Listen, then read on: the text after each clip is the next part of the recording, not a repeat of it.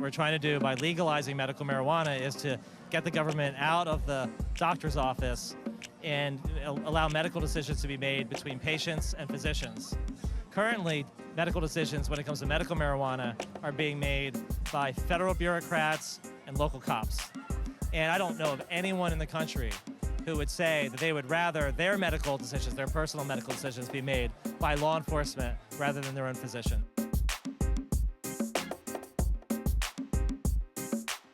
In 1974, the Medical College of Virginia discovered not only that marijuana eased the discomfort of sick people, but actually had anti-tumor properties. Actually, components in marijuana actually reduced tumors.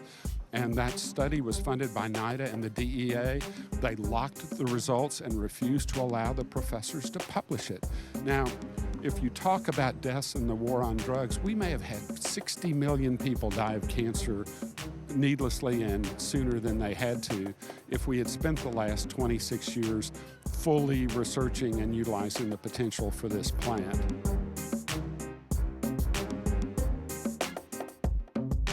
I personally want to support this because right now my mom's best friend has stage 4 lung cancer. It's also in her chest cavity, and she's fighting real hard. She's been on 6 months of chemo.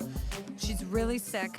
People like, with cancer, with MS, it's really important for them. So I'm doing this for them. They have prescribed to me Paxil, Prozac, and other drugs that have been beneficial, but not as beneficial as the medical marijuana. And it helps me to put Paxil, Prozac to the side and live my life as normally as possible. I've been fortunate to work with Indian tribes who consider cannabis to be one of the foremost sacred plants the Creator gave us. Of course, since when have we paid attention to native wisdom, Hemp is a beautiful plant. It's not just medicinal. It could be used for many, many things. The world is not taking advantage of it, and I think by now we all know why. And so I think it's important to raise this issue. Why can't we have hemp and make use of it and grow it and produce products with hemp? People's attitudes, have changed about marijuana. It's not the boogeyman that it had been once painted to be. And I think the more information and education that goes out about it, there's nothing wrong with information.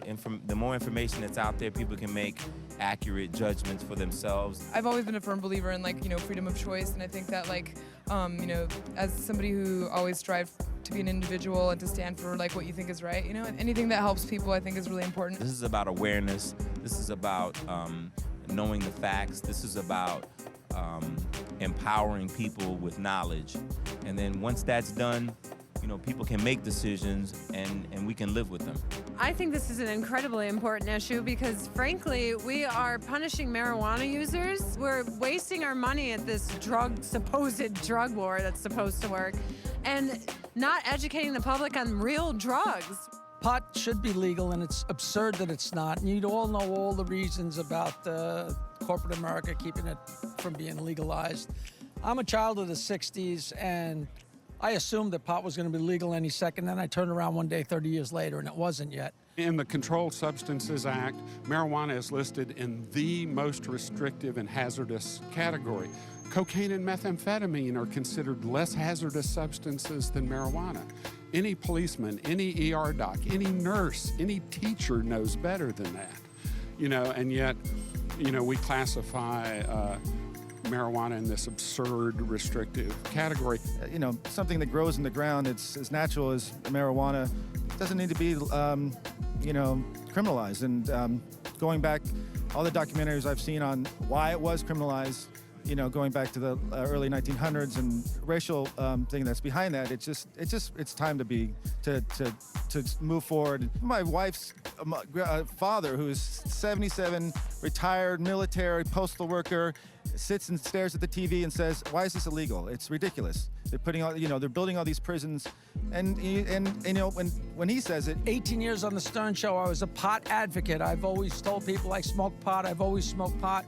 I'm not shy about it because there's no reason to be. I quit drinking 7 years ago, but I still love to smoke a joint. And people should be allowed to just smoke a joint when they want because they're not hurting anybody. It's a victimless crime, much more of a victimless crime than alcohol. And I'm not anti-alcohol, but it's just like the whole thing is absurd. Well, I think it just makes sense. I mean, decriminalizing marijuana is something that's needed to happen for many years. You're putting people that are not hurting anybody, not even hurting themselves, really, if you start to really think about it, in jail. The power of government is supposed to be to protect innocent people from dangerous people. Medical marijuana and its illegality is the government arresting the sick and the dying for using a medicine that's actually supposed to make them feel better when they have their doctor's approval. It's the exact opposite use of government. We have certain freedoms in this country, and that we're entitled to certain freedoms and being able to do things and make decisions for ourselves as individuals. It's ridiculous putting people behind, in prison for smoking marijuana or distributing small amounts of marijuana, ruining somebody's life. It's a ridiculous issue that it needs to be changed.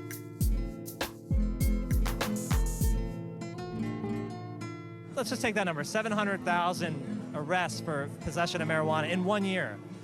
Picture what that looks like. That's like arresting every single person in South Dakota, every man, woman, and child in South Dakota in 1 year, and then doing it again the next year, and then again the next year. That's what our marijuana policies are doing right now. The numbers are absolutely staggering. It's real easy to cast, the people that are involved, or support marijuana as, druggies and, ne'er-do-wells. I think it's a little bit more than that, and I think we're at a time and place in this country and in the world where people are a little bit more sophisticated than that. It's got to be legalized. We have to have it legalized. If for no other reason, just the amount of money that's going into incarceration and entrapment and arresting people for something that is not dangerous and not harmful. It's ridiculous. The costs are at a minimum $6 billion in law enforcement / court costs wasted on marijuana prohibition per year. And then another $8 billion in marijuana tax revenues that we're not getting each year. So if you look at the cost plus the lost taxes, it's $14 billion a year lost. That's a lot of money. $14 billion is larger than most state budgets.